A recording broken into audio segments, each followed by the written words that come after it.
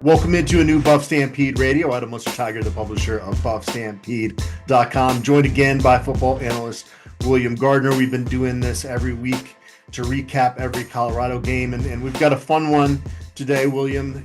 Getting that sixth win before the bye week, I think, was just a nice springboard, I feel like, for this program going into November with a lot to play for.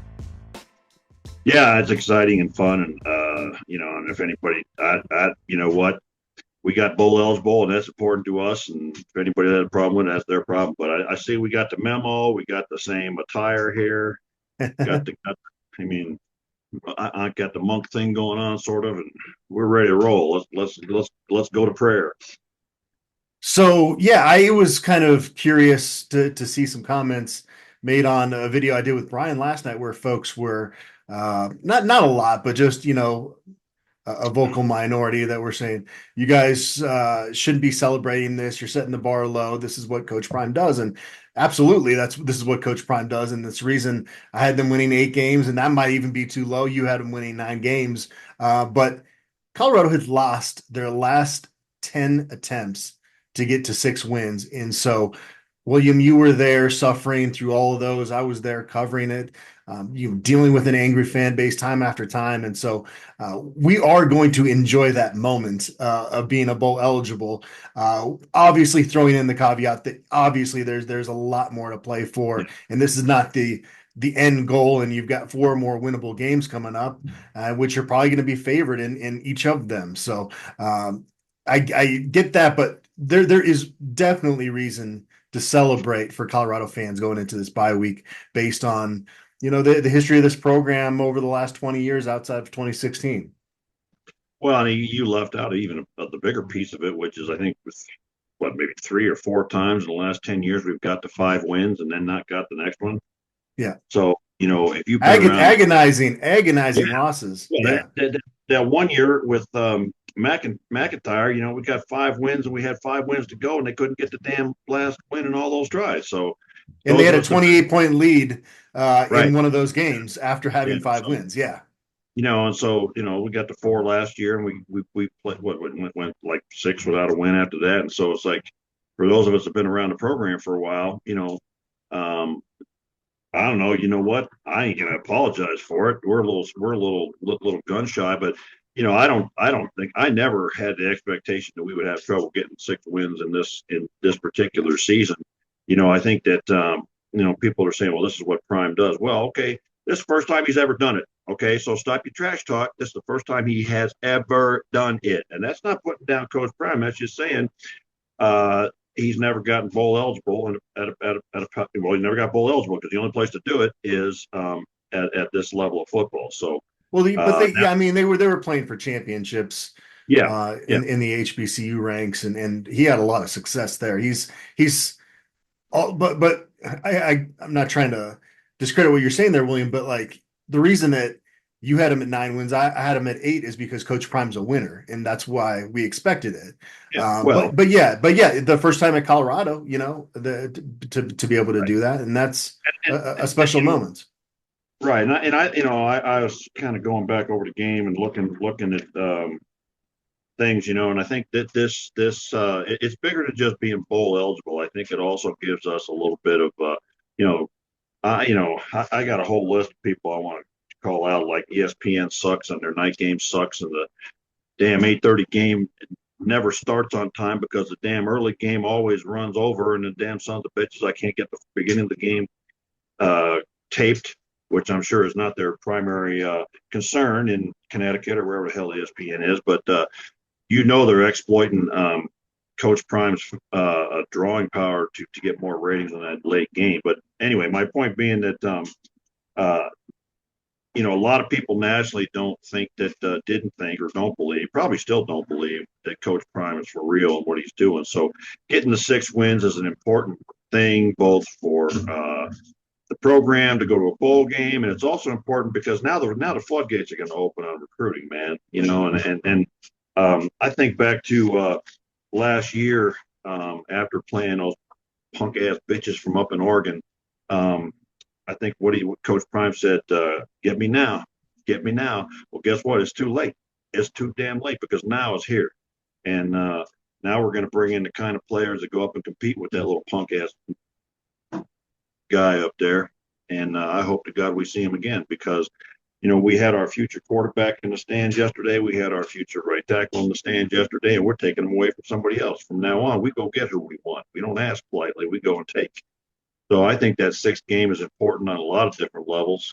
I look forward on our schedule, and there isn't anybody left on our schedule that's as good as us in any way, shape, or form, or any way of looking at it. And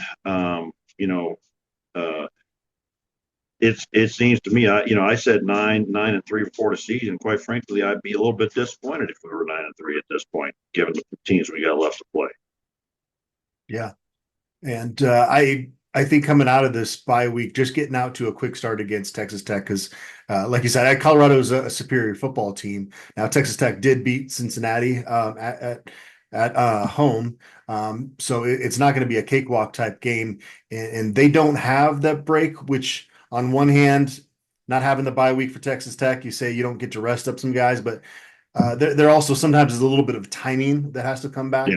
When you come back from that bye week. So just getting off to a good start against Texas Tech following the bye week. And I think you get that. We just seen so much more consistency out of this team, and it's certainly not perfect. They're not going to play a perfect game, but you're just seeing all three phases of the game just consistently playing better. And that goes to the coaching. They've certainly improved as the season's gone along. Well, I'm gonna push back a little bit. I think it might be a cakewalk because they don't have a defense worth a damn. We might score 100 on that team. We'll see. I think that each week we go along and we seem to be getting better in our play calling and spreading the ball out. 22 carries to Isaiah Gustav. Boy, that's what I've been looking for. Yeah. And he paid it off. Although I think he took a dive on you on that last play so that you wouldn't win that bet for the 100-yard game.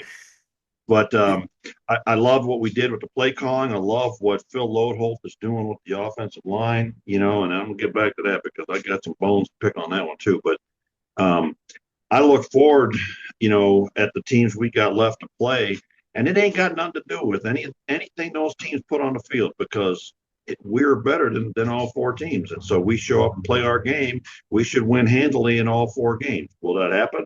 Well, that remains to be seen. Coach Prime got to have them ready every week.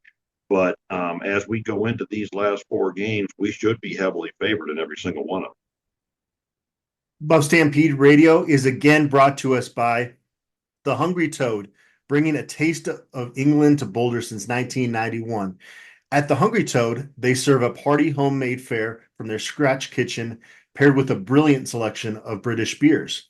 They're the perfect spot for friends and family to gather, relax, and enjoy the warm, welcoming atmosphere. If you're mad for football, so are they. Whether it's the American gridiron or European footy, they are proud to support CU football and CU women's soccer. The Hungry Toad, Boulder's local pub that's not on Pearl Street. And of course, we are once again sponsored by Macaulay Capital. Today's episode is brought to us by Macaulay Capital Fractional CFO Services. Is your business looking for financial guidance and support, but not yet big enough to hire a full-time CFO? Well, we have a solution for you. Hiring a fractional CFO who can work with your business on a part-time basis. You get the benefit of having a seasoned financial expert on your team without the commitment or expense of a full-time hire. And here's the best part. It's likely that a partnership with Macaulay Capital will be a win-win situation, meaning that your business will make more money from the guidance of a fractional CFO than the total cost of partnering with us. For more information or to set up a meeting, please visit MacaulayCapital.com. That's MCCAULEY Capital.com. Hey, are we allowed, when we do a live show there, are we allowed to drink beer on the air, or is that against the rules or something? I think the world would love to see William Gardner, what his takes turn into after a couple beers. Well, I mean, you're not allowed to do this anymore, apparently. So I didn't know. Yeah, that was pretty weak, wasn't it? Yeah, I was going to ask you about that.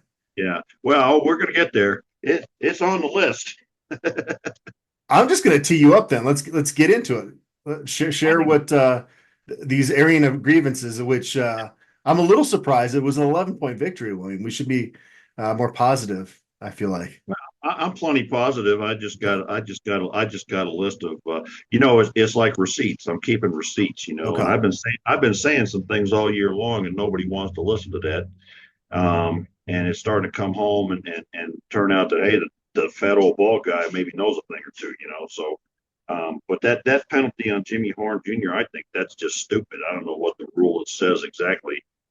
You're not allowed to do taunting, I guess, maybe. I don't know, but to take The away a weird thing touch. is, if it happens in the end zone and you get it, they don't take the points off the board. It's Right, just kind of right, this right. weird rule that they have that I don't think most rational people think that's a good rule. There's got to And be it's a not, better way to penalize it.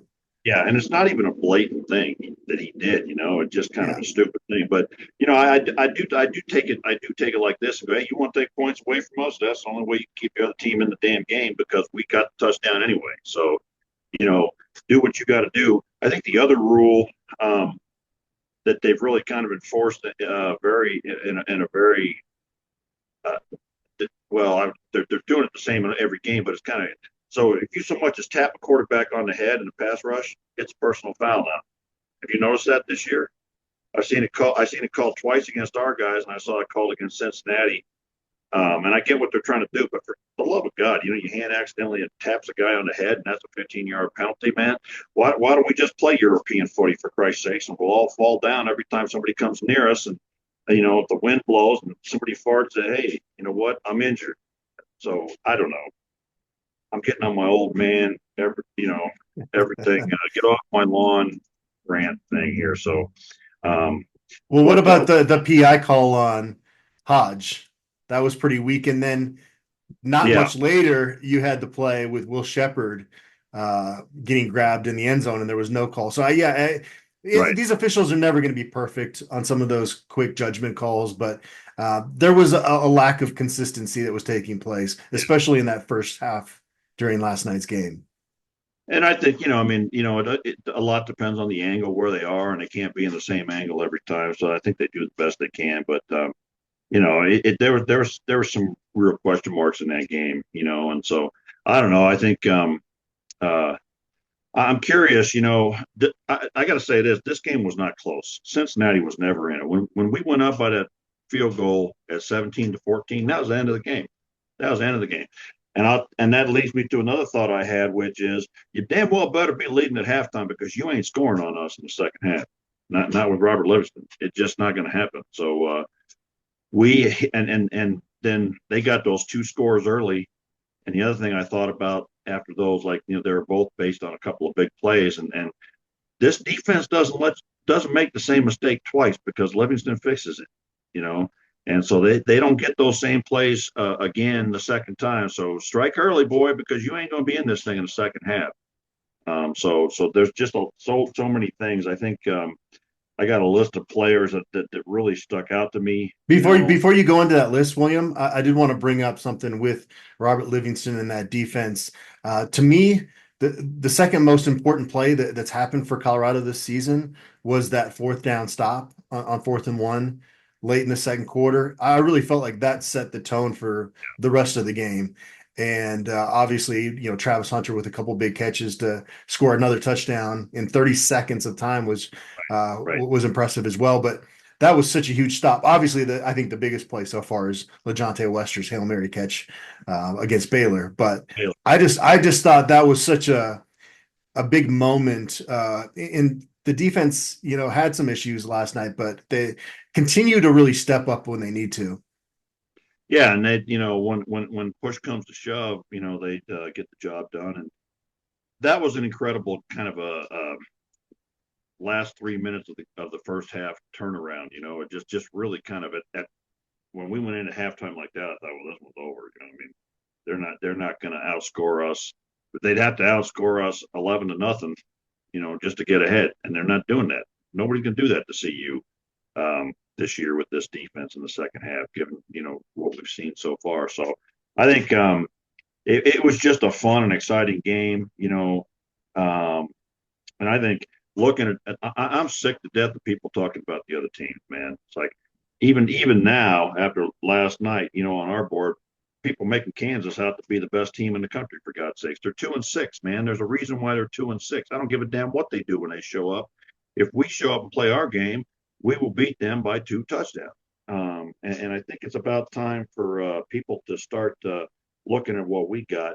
And I've been saying this repeatedly, but I'm gonna say it again about this game, because all I heard last week was Dante Corleone. Man, I thought he was gonna be like that song, better than old King Kong and meaner than a junkyard dog. The guy was gonna single-handedly come out there by himself and beat our offense. And the simple reality is that Hank Zelinskas and our guards handled the dude. Hopefully by now everybody's seen that thing that's going around of Khalil Benson plopping him on his fat belly. But don't tell me that our offensive line isn't physical and can't handle the job. So maybe from this time forward we could agree to look at what we got instead of crying about what they got, because what they got ain't getting it done. I think people just really wanted to say Dante Corleone. do, Yeah, do you well, have do you have a good Vito Corleone impersonation? no, I haven't seen any one of those movies in so many years I can't even Okay, remember. I'm gonna make an offer you can't refuse. there it is. Was, There it is. was that was That's that bad? I don't know. not bad. But yeah, That's but I close, close thought, enough. and I think most people agree that this was our best game by our offensive line yet. It's 2 straight weeks with only 1 sack, and so I think that's an improvement. I think Shador has made some changes in his game along those lines that help with that as well. It's good to see. I really appreciated seeing Mayers and Benson have their time alone at the post game press conference. And Yeah, uh, I don't know how many people caught it, but Justin Mayers said, "Well, we got 6 or 7 games left." I was like, "I like your math, man." yeah, And probably most people did not even hear that. But then I liked Justin Mayers also saying, he's like, I like when the ref comes up to me after the play and says, "Hey, you need to calm it down." yeah. I've noticed. Yeah, you noticed many times in that game last night, the offensive lineman actively pushing Augusta Yeah, forward. yeah, And there, we talked about it. Our expectations were just the mentality shift with that group was something that was going to be a whole different story than what we saw from that group a year ago, and it's really shown itself. I mean, yeah, and credit to Justin Mayers who really stayed, with it. And there's some guys that have quit on this team, but the vast majority have stepped up, even if they don't have the biggest role. Like Brendan Gant had a big hit right. on On kickoff that coverage, kickoff. and this is a Yeah, guy that senior year coming back from another knee surgery probably could just stop playing football, but yeah, he has a role on this football team. Travis Jay is out there on special teams yeah, making plays, and yeah, you see Herman Smith the third. I think he had his gallbladder removed in the week. He yeah, was suited up pregame yeah. out there running around. So Well, the 1-2 factor is high with a lot with the vast majority of this yeah, locker room. yeah, and people don't know, that Shador was sick all last week, and that takes its toll. And then I just think, Khalil Benson brings a level of nasty to that offensive line that just isn't there when he's Yeah. not in.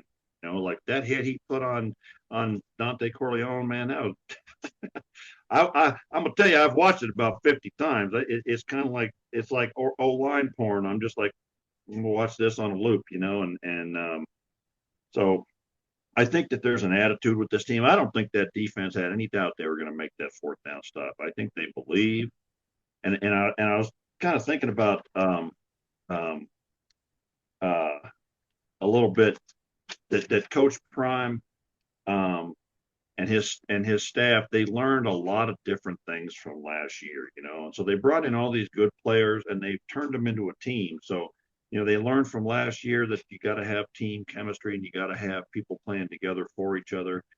They learned last year that you need guys, who did something at their last place, not just potential to do something. I think they understood that you need guys with attitude like Benson and Hill Green. I think they understand that you need guys with character and intelligence, like BJ Green and Nikai Hill Green. I mean, these guys, they were talking about Travis Hunter on the broadcast, about with everything else he does, he's got a 4.0 in the classroom too, So I think Coach Prime is such a smart guy, and he's a winner because he doesn't just let things happen again. When he makes a mistake, he learns from it and he does something better. So that's kind of one of the stories this year, and I guess I'm waiting for all the dumb idiots in the media who were talking all that junk all summer, and then especially after the Nebraska game. Where are you now? Where are you now? Because we start winning more games. I'd like to see them start coming around and say I was wrong, and this guy knows what he's doing, and they built the hell of a thing here. Yeah, well, I think Deion Sanders Jr. Bucky, he had a tweet that sums it up. They're just going to move the goalposts. Yeah, yeah, I don't care about that. It's like I'm just looking um, like that little punk Keeler talking about Coach Prime was coaching scared. You think he looks scared now? Geez, I haven't seen you talking much of anything there. So I don't know. I think that at the end of the day, Coach Prime always answers his detractors with results, and I think that's what he's doing here. And so all those fools, most people that are going to talk that kind of junk when things are not going well don't have the character or the courage to show back up when things go right and say they were wrong. Um, so I'm not counting on it. But I think it's well deserved, and I think that Coach Prime has really proven on a national level now that he's got something going on here, and I think it's probably too late for the rest of the country because here we come, man. You mentioned Nikai Hill-Green. I was just thinking the other day, I wonder what DJ Lundy is doing this season because remember, DJ Lundy signed Yeah, his financial aid agreement with Colorado, but it sounds like there's going to be some changes to this now with the fact that there's not going to be a national letter of intent, but that was not right. binding for the player. So Florida State got some more NIL money. He ended up staying there. He's actually Yeah, graded out as their worst linebacker this season yeah, and one of their worst defenders. And you look at what Nikai Hill Green is doing, and they're in a very long time covering this program. He'd be on a short list of the hardest hitters that I've covered. yeah. It's really impressive. Yeah, I made a note that both he and Levante Bentley will hit you, man. That they were Yeah. striking people crazy last night. I mean, just the cracking and the hitting. And I think Bentley gets lost a little bit because Hill Green is playing at such a high level, and I really think if anybody's paying attention, and these last four games when people start watching this is where we're going to start getting noticed. But I think Nikai Hill Green's playing at an All American level because he is playing inside linebacker as well as anybody I've seen since Nate Landman. So, if he doesn't start getting that kind of notice, it's kind of ridiculous. And I think as we get it started, I think nobody's really paid attention to us until now, but now they're going to start noticing in these last four games. A lot of these guys are going to start getting the attention that they deserve. And Travis Hunter is getting the Heisman attention again, Yeah. which Yeah. I mean, it was, I think after week 3, I think I said in one of the analysis videos, maybe it was week 4, that as long as he stays healthy, like I use the word shoo-in to be the Heisman Trophy winner because that sounds crazy, but I really felt that if he played the entire season doing what he was doing, there would be such a push and momentum for him to get that award.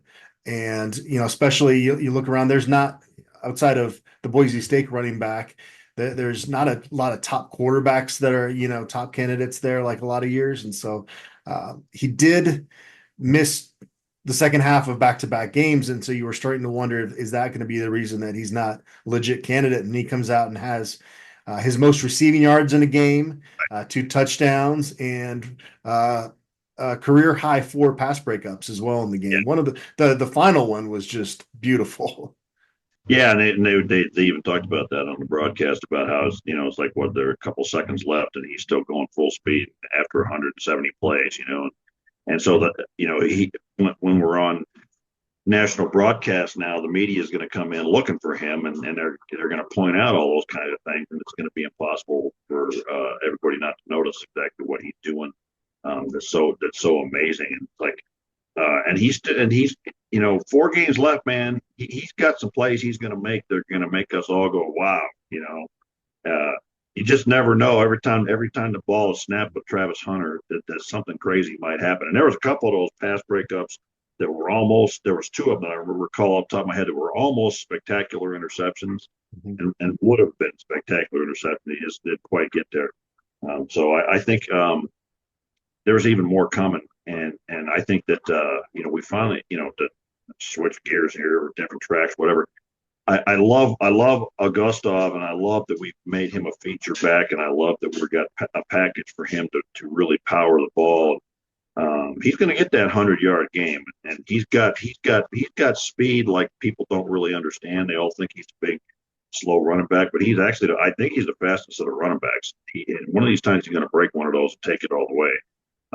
But I just love the way that guy runs, man, and he never stops, and he will smack you like a linebacker. So it's just very fun and exciting. I love how the offensive line is coming along. I love seeing Benson and Mares. Hank Zelinska's handled, you know, for all the talk about Dante Corleone, he was the second best nose guard in the stadium. Okay, so why did people think that Hank Zelinskas and our guards, who have faced Wanko every day in practice, are going to struggle with this guy? I mean, come on, man. At some point, you got to start giving our guys credit, and that includes my little man with his 47-yard kick. Okay, and some people are like, if it had been 47 and an inch, he would. Well, who gives a damn? He made it. You know what? The dude steps up in the game and he makes it. That people were talking about that fool from I forgot who he played last week already. Arizona. Yeah. He Kicking, made a 77-yarder in and when he got in pregame. the game, he didn't make it. Right, right. So the little man, my little dance man.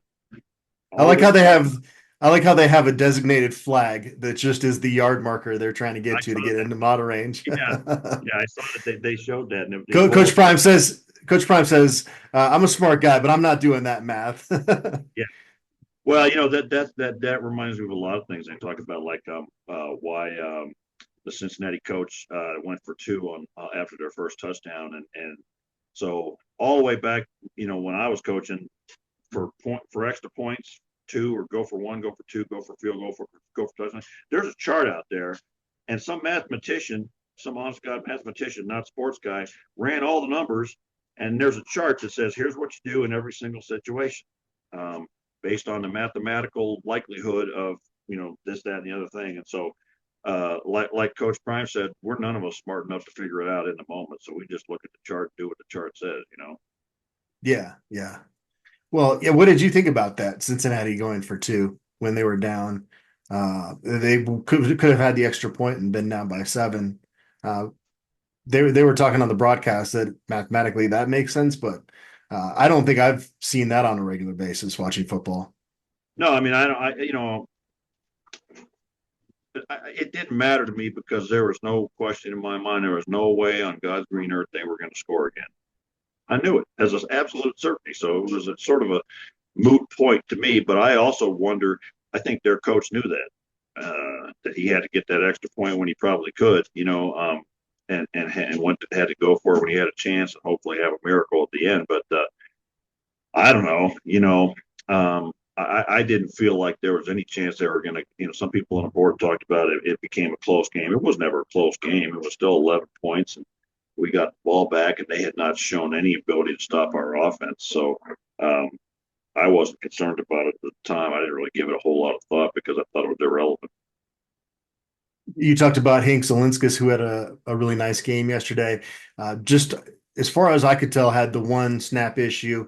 I don't know if you saw Shedeur Sanders' comments after the game, but he said that he kind of takes responsibility for that because sometimes he's taking a little bit longer to diagnose everything, and Hank might be kind of anxious to get going. I don't know if that's true, but it's really a good sign again of Shedeur's leadership to kind of take that on himself. Well, I don't know. It never happened before last week, and then it happened a couple times last week, and then once this week. And after I heard Shedeur say that, I was looking at that one play, and Shedeur's like kind of yelling at the running backs and receivers, and maybe he yelled something that sounded like what Hank's waiting for the snap count or something. I don't know, but it is something that they need to make sure they address and not let it happen again. because, like I said, it's odd to me that it just sort of popped up out of nowhere last week and then happened again this week. So something has changed to cause that. But that being said, I watched every single play of last week again just to watch Hank play. And you know what? He had a heck of a dang good game aside from those 3 or 4 plays. And I just don't understand why he doesn't get the credit for people that he deserves for the kind of play that he's putting out there this year. And I think the farther we go into the season, hopefully people are starting to see that he is one of the better centers in this conference. In my view, still one of the top 2 centers in this conference. And I don't know, there's a guy that's going to post after this one because he posts after every one of them. But I got the film, man. I'll sit down and watch it with anybody, but it's always, even back when I was coaching and, somebody's dad would say, well, you're playing favorites. I'd say, well, come and watch the film and I'll show you. Nobody ever takes me up on it because they just want to believe what they want to believe. And I'll show you on the film what I'm talking about. And, one of these days, when I figure out the technology of it, I'll show it on here, But and I guess I should tell everybody, sorry, no diagrams this week. My technology broke down. We'll get you back on the whiteboard. Maybe we'll Yeah. do a show during the bye week. We got a little time to Yeah. get some things drawn up there. Yeah, there are some similarities with this team and the 2016 team. Another team is that was the last one that I remember Colorado actually had a successful rotation on the offensive line. It seems like every other season when they're rotating guys, it's because it's a mess. I know it's just a couple games they've been doing this now with the guards. It's been working though. Yeah, and I think I feel like towards the end of this game that Mears and Benson, I think there's a reason why they were the 2 picked to go to the post game because I think they really started to establish themselves as the 2 dominant of the foursome. But in 2016, we had Shane Callahan and we had Sully Weefels, we had the third guy that ended up. Kronsage was rotating on the outside as well. Yeah, and we had another interior guy who was a starter at center the following year, and it really saved our bacon because we had some injuries in those last couple of games, and those guys were able to step in and take those reps.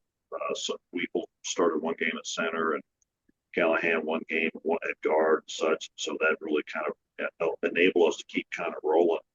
And I think that we've got the kind of depth on this team that is going to get us through, these next 4 games, especially the way it's played out, with a bye week, and we've got the depth at every position to really roll through these last 4 games and be at full strength. Would you revise your preseason win total prediction? Yeah, I think we're getting 10. I don't see. We would, in my view, we would have to really crap the bed to lose one of these 4 teams we got left. Now, one of them is scary. Yeah, I'm not going to say anything because you already said that you're sick of people talking about the other teams. You've made it very clear that you're not a fan of that. So we can just move on to the next topic. But there's nothing about, all 4 of these teams, they've shown what they are so far this season, right? I mean, what have they done? What have any of them done to make me stand up and go, oh, wow, people talk about, well, Kansas had a close game with Kansas State. Well, okay, that's like saying CSU had a close game with Colorado. Okay, that's their in-state crazy rivalry, right? That game means everything to them, and so they had the game of the century. They're not going to play against us the way they played against Kansas State. That's not happening. And Texas Tech lost yesterday, and again shows that they have a lot of holes. And then it's curious to me how this everybody we play these last 4 games, it seems like they got to go through Iowa State and BYU before they play us. By the way, is BYU ever going to lose a dang game? How are they still undefeated? Well, you know what? They're playing good football, and They are. Yeah. I don't think they're as good as their record shows, but I don't, I guess the other way of looking at it is I don't think our conference is that strong this year. There's no dominant team in it. So we'll see what happens when we get out of the conference after into the postseason and see what some of these teams do. And then, people are talking about what other teams got to do for us to go in. Let me tell you something, boy. if we're a 10-2 team with Coach Prime coaching us, we're going. Yeah. We're going. They ain't leaving Coach Prime and a 10-win team out of the playoffs, man. That's just silly, stupid. They'll find a way.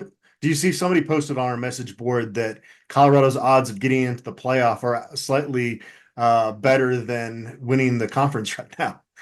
Yeah, because somebody has to do something for us to get into the conference championship game. But if we're at 10-2, man, they're going to find a spot for it because they know it's the same reason why we keep getting this stupid late game, because ESPN knows they could put us in an afternoon game, but they're going to get good ratings in an afternoon game no matter what. You put Coach Prime in Colorado in that evening game, you're getting higher ratings. And if they go 10-2 and Travis Hunter plays in these final 4 games, he's going to win the Heisman Trophy. Right. They're not leaving the Heisman out of the playoffs. So, I that's another one of those things. I ain't even giving any thought to that. Just win 10 games and let it all play out, man. Yeah. Any other thoughts? Do you have anybody else on the hit list for tonight? Well, let's see. I want to call out that pretty little girl that plays quarterback for Kansas State with pretty yellow hair. I noticed he did a little mocking Coach Prime. I missed that. Okay. In our game, it's like, let me tell you, you little bitch. As soon as you're in the Hall of Fame, the Pro Hall of Fame, you go ahead and make fun of a guy that's in the Hall of Fame. Other than that, take your purse and go home, you little punk. I see that other little punk up in Oregon. I see where you rank. You're still a little worse. So, you see me in the airport, walk the other direction. But I'd like to match up again with them now that we got more equal talent, and see if he has anything to say about clicks or dicks or whatever it is he's chasing. I don't know, All right. Well, I'm a little salty today. Anybody else? And I think, so somebody on the board talked about, maybe you need to grow up a little bit. Well, you know what? I'm 60 years old, man. This is all the more grown up it's ever going to get. But I still hope you enjoyed the win last night, William. Oh, yeah. It was a lot of fun to watch. And it's like, I don't know. There was just that feeling of certainty when we got that field goal and went up 14 or 17-14. I can't explain it, but I just was certain. I was like, that's it. It was clear that Colorado was the better football team, and you're thinking at that point it's really the officials that are keeping these guys in it. At least that's kind of how it felt from the press box. Right, and they had a couple big plays, and whereas we sustained drives, and okay, you took a touchdown away from us, we got it anyway. There's really nothing that you've done to slow us down. We've made a mistake that slowed ourselves down, but I think, there's a thing about, and I think we talked about this a lot last season, or maybe it was earlier this year. I don't know, that football is a game of faith. Okay. And I don't mean faith in a religious sense. It's a game where you believe in each other and you believe in your team. And so when a team starts to believe, and I've seen this, and I'm not just talking hokum, man. I mean, this is over 40 years. When teams believe, they do crazy things, and balls bounce, and maybe it's because people, when you believe in something, you reach. Maybe your 10-inch reach becomes 12 inches. I don't know, and just human beings, when they believe in something, are capable of great things. And this team believes, man. That defense believes, and I think for Shermer having a defense that he trusts and counts on. I know some people talked about why didn't we go for it more on fourth down. I think part of it was because Shedeur was was not feeling well, but I think also Coach Prime knows that defense is going to stop them. We don't need to get those extra fourth down on every single try, but it allows you. It opens up your play calling. When you can give the ball to Isaiah Gustav and have 2nd and 5 instead of 2nd and 9, you open up a whole array of play calling that was not available to you before. So I think we're going to see more of that. I think we're going to be even better and stronger as we go along in these last 4 games. I think the last 4 teams don't have good defenses, so we should expect some really fun things from our offense. I think we're starting to see new stars emerge, and Draylon Miller, and some guys like that. So there was a new wrinkle they threw in with Smalls. I think Savell Smalls is not the best blocker from a standstill stance. So what they did was they started putting him in motion, and he gets to Mhm. start his block while he's moving. And I He think had a he's a couple of much nice blocks right, last right, night. He didn't and get he's his a much catch though. He's no, always good no. for one catch. Well, we'll have to save it for the last four games. But I thought that it was that to me says they're watching the film and they identified a problem for him and they fixed it in a way that made him a more effective player. I also liked that we were pulling both guards a lot last night, and that was a lot of fun to watch. Um, we pulled the tackle. I saw Seaton pull for the first Hmm. time, and Yep. he came across and he hit a guy pretty good. But Jordan got to learn, man. You're 320 pounds, man. You got to steamroll that clown. um, I think that's another story too. Is that Jordan Seaton is just really starting to settle into that role. Hmm. Sort of seeing a lot of everything now, and he's starting. And again, a game of faith, right? And Jordan Seaton, a left tackle more than any other position on the team, maybe except cornerback, has to trust in his technique. You get beat, you got to get back up, and you just got to keep doing what you're doing. I think he's starting to understand. Hey, I know how to do this now. I can handle these guys. I've faced almost I said 8 games worth of Power Four guys, and I'm doing pretty good. I can do this. So He's got to come back for a couple more years before he can go off to the NFL. But if he was draft eligible, would he be a first, second round draft pick this year? I don't know that he is yet. I think he's still got work to do on his But I mean, it's body. going to be based on potential, you know? Yeah, but if you're picking a first round left tackle, you want him now, and I don't That's think true. he's ready now. It's like you would take him in the third. You would take him in the third or fourth round with the potential that he has. But in a year or two, probably after next year, absolutely he'd be a top 10 And draft by pick the time because he actually goes in the draft, he'll be right unquestionably be a first first round pick as long yeah as obviously he stays healthy and keeps yeah. progressing. He's likely we're talking first pick in the draft potential, because he's that Yeah. good and that important of a position, so and then I think we're gonna snatch his bookend counterpart for the next 3 or 4 years. Might have Hardy already Smith. happened. Yep. Yeah, might have already happened, but sure looks like a sure thing to me. Um, but that's exciting too, and I think that's the other thing looking forward here is man, I think the floodgates are going to open up on recruiting now because They got one kids. last night. It kind of got overshadowed by the football game. Right, right, Adrian Wilson, a really highly ranked receiver out of Texas, he was right. committed to Arizona State. So it is indeed flip season. I'm still trying to figure out how I'm going to get down to Lubbock. It's like a 9 hour drive. And I was thinking maybe I Okay. could fly out to Pflugerville, like fly out, To see him play, or see him play, and then cut over to Lubbock from there. But it's Lubbock is a tough place to get into. You can fly in the Midland, but I heard rental cars are hard to get there. So it's like I might yeah, just get in my car and just drive down to Lubbock. But yeah, horses, or you can get a horse there, But didn't we flip a defensive tackle from Central Florida last week? yes, yep. Yeah, so it's starting to happen, and quite frankly, I think some guys that we currently have probably going to get recruited over now at this point, I would think. But it's going to really be going crazy on the recruiting front at this point now because kids look and see, but this is something special now. I want to be part of it. Yep. How about LeJounte Wester getting his Yeah, earning that his was number one? that was exciting, and I saw the video of him getting that and that's one of those things that really builds team morale and cohesiveness, and it shows guys are rewards for working hard.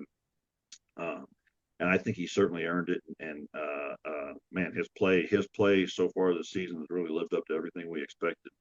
He's such a spark plug. He Yeah, just really just his energy seems to rev up this offense when he makes a big play, and he's got pretty awesome celebrations as well. yeah, and then that reminds me on the other side of Silman Craig and the way he plays and his sort of the spark plug for that defense. And I don't know, made me kind of chuckle. He laid a big hit on their running back, and there was a flag thrown. I think it was for holding or something. He's like, "What? I didn't do anything." And they're like, "No, you didn't do anything." It's like Well, it's weird though, on the broadcast, they thought that that should have been targeting. And if Yeah, you watch that play, Cameron Silman Craig is going above the knee, kind of really into the middle of him, but right. it His was the ball, offensive player that lowered right into his head. And right. I'm so glad they didn't call that. I always hate when the offensive guy is the one that initiates it. I mean, Cameron Silman Craig was going about as low as he could without going at that guy's knees, on that play. Right. And I think, that there, and somebody was talking about another one that they thought he got away with, but, it's such a subjective call. I don't know. As long as they call it, I guess, as long as they call it consistently, I'm fine with whatever they do. But I was fortunate. I think we were fortunate because, we want to keep him around for the next game. So Colorado's ranked 23rd in the new AP poll. Uh, I have to sometimes remind myself that people care about polls, that I need to actually write about that stuff when it happens because I just they don't do anything for me until you're talking about maybe the college football rankings for the playoffs. That's a different thing. But I just have never really cared much about that or preseason watch lists. But and I know that's something that in my line of work I'm supposed to pay attention to. Yeah, I don't know. I mean, it's like the wins. It's like the where are we going to wind up? If we get 10 wins, it'll all take care of itself. You know, Yeah, yeah. at 10-2, we're going to be in the top 10. Period. End of story. So, we take care of our business, and that business takes care of itself. So I don't get too worked up about it at this point. Let's go through and make sure we do what we got to do. All right, William, I appreciate you as always. Maybe we can get another show in and finally get to the Hungry Toad here before I head out to gorgeous Lubbock. Yeah, right. Well, we got next weekend with no game, so we got no excuse not to do it. Awesome. Well, I appreciate you. That was a good rant you had there. That might be top three William Gardner rants we've had on this show. What do you think? I didn't feel like I was really in the zone there. I didn't feel like Okay. that was a quality, coherent rant. I was, it was like up and down, up and down, up and down. So I'd have to grade myself harsh on that one, call it a C minus. Okay. And I then think it was next week I cuss myself out for not giving me a better grade. all right. There you go. You keep receipts on yourself. Right? I like it. Exactly. You dumb son of a bitch. All right, William, appreciate you as always, and I appreciate everybody out there for tuning in.